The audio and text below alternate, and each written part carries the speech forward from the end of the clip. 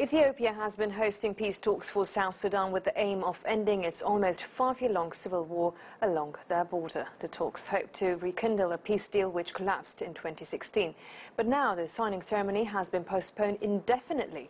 South Sudan has been plagued by violence since 2013 when President Salva Kiir fired his deputy. Tens of thousands have been killed in the ongoing conflict, causing concern for neighboring Ethiopia. Well, for more on this, we're joined by Roland Marchal in Paris. He's a senior research fellow at Sciences Po who specialises in Sub-Saharan African conflicts. Well, thank you very much for joining us. So the war in South Sudan has entered its 5th year, and just to remember, it gained independence in 2011. So conflict and suffering seems not to end for South Sudan. Why is that?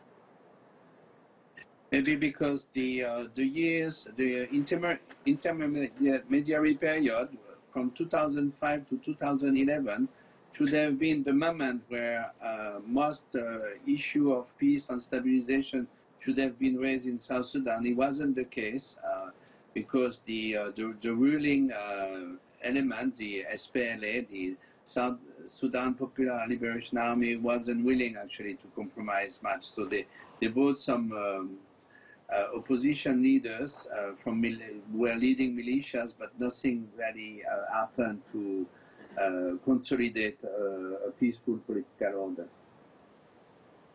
And I mean, today they were trying to reach a sort of agreement, and the UN envoy was hopeful about this.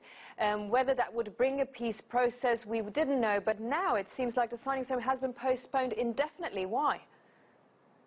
Because actually, I believe maybe these talks were not very well prepared, and then the mood of the parties is actually still very bellicose. It's not really; those people are not yet ready for peace.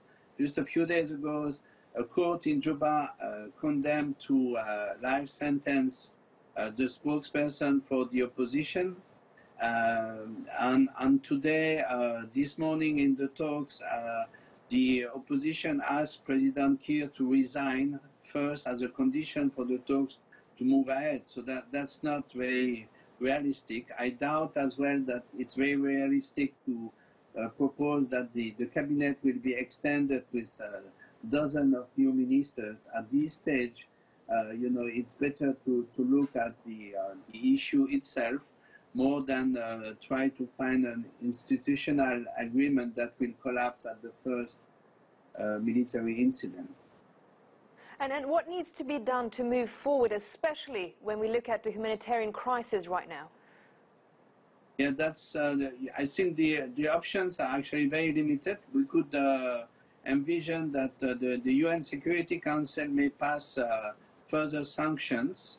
That's one option. Another option will be to strengthen a regional force that is supposed to secure Juba and allow the UN mission to do more in terms of civilian protection.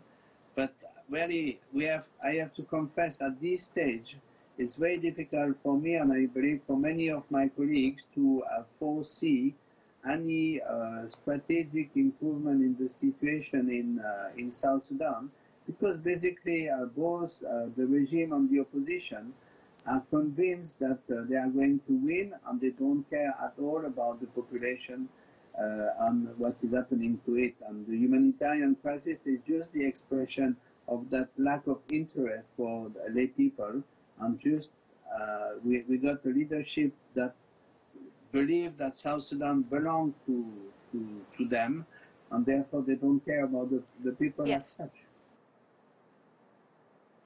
And thank you very much for that insight there, Roland Marchal from Paris.